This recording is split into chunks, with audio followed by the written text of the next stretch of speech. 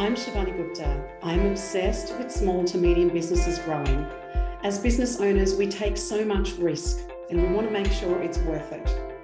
I believe one of the best presents you can give yourself as a business owner is to be able to learn how to scale your people, your profit, and your processes.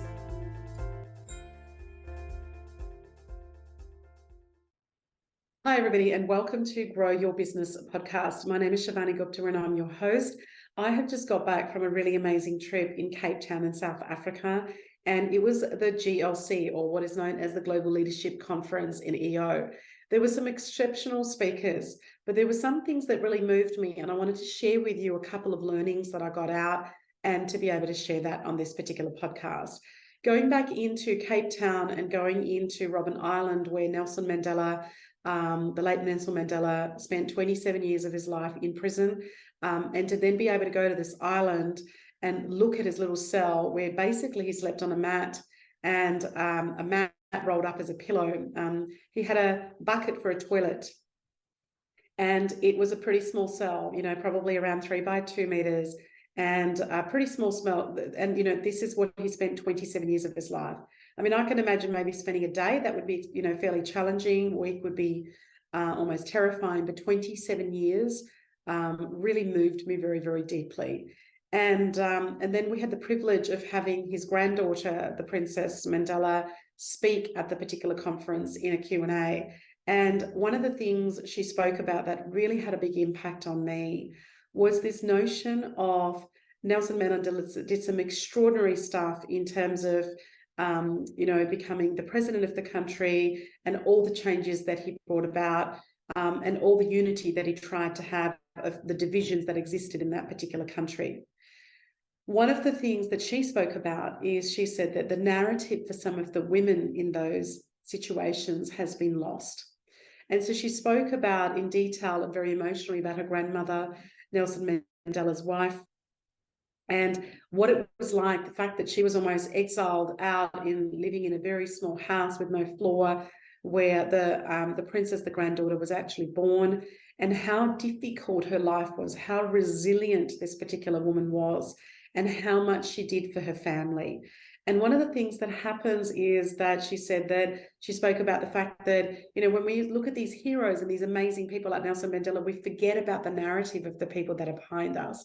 It really started to get me to think about and reflect on my own life. Like, I'm an entrepreneur, I've run lots of businesses, I've scaled some, I've failed at a couple, I've exited, a number of them.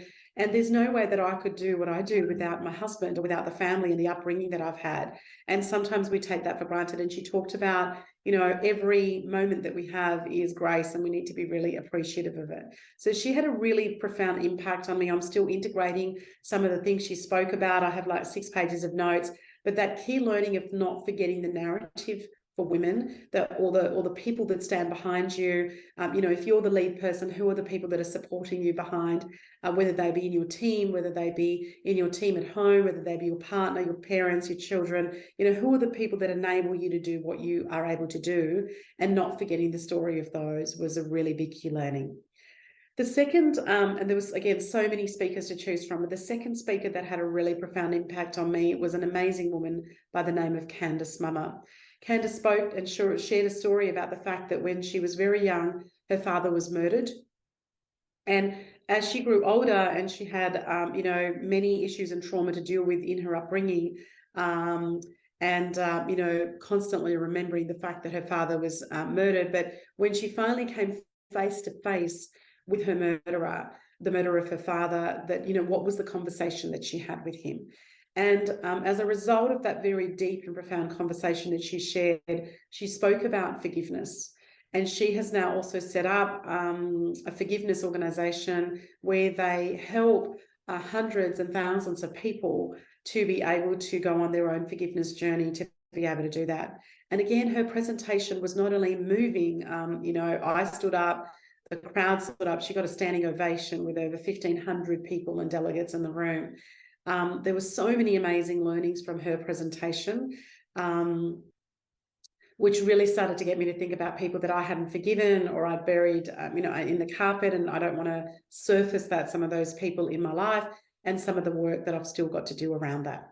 And my third and my last key learning was I had the opportunity and the privilege to be able to present, in front of thousands of people, also online. And, I felt so lucky to be able to have that opportunity to present. However, I was only given 10 minutes to present. In my life, I've never presented a 10-minute talk. When we look at TEDx talks, often a lot of them are 18 minutes. Most of my presentations are 45 to 60 minutes. Sometimes I can squeeze it into 30, depending on if the event does not have more than 30 minutes, but I've never done a presentation less than 30 minutes. So to be able to take what I wanted to speak about, and I wanted to bring the word Ubuntu in, which is such a highlight from my travels last week, which means humanity, or I am because you are, and that we elevate each other about it. And in my presentation, as I prepared it for more than 30 times to try and get my message across, but also to keep it down less than 10 minutes. And when I finally had that opportunity, where that presentation, went up, I realized, and the learning for me was, if you want to do something really different, it needs a whole different skill set, and you have to be really open-minded for that. So for me, I had to learn a completely different skill set in terms of taking content out, taking words that are superfluous, taking the images, keeping it really, really, really clean, and almost taking all the extra parts out. And then it's got me starting to wonder, well, if I can take a 30-minute, presentation and put into 10 minutes, then how do I clean up the rest of my 30 minutes and my 45 minutes and my 60-minute presentations so they're more impactful? And how, I guess, my lesson was, perhaps less is more. So presenting less thoughts more deeply and trying to get your audience to be able to understand that, that's really, really powerful. But also to form a new habit and doing something different took a lot of work. Took me over 3 days of preparation to do a 10-minute presentation. And it's really made me think a lot more about my work as a speaker and coach, and how I can really hone that craft more and more as each year goes on. So they were my 3 key learnings out of the last week. I hope that you take something away from it. Would always love for you to be able to put some commentary in, subscribe to the podcast, and give us a review and rating. Really appreciate you listening, and look forward to catching up with you next week.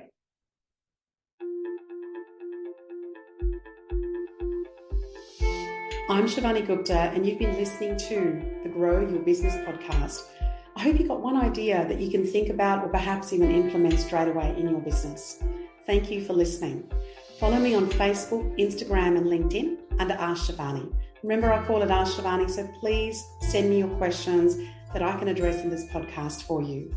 And I would also so appreciate if you went to the Apple Podcast to rate and review this podcast.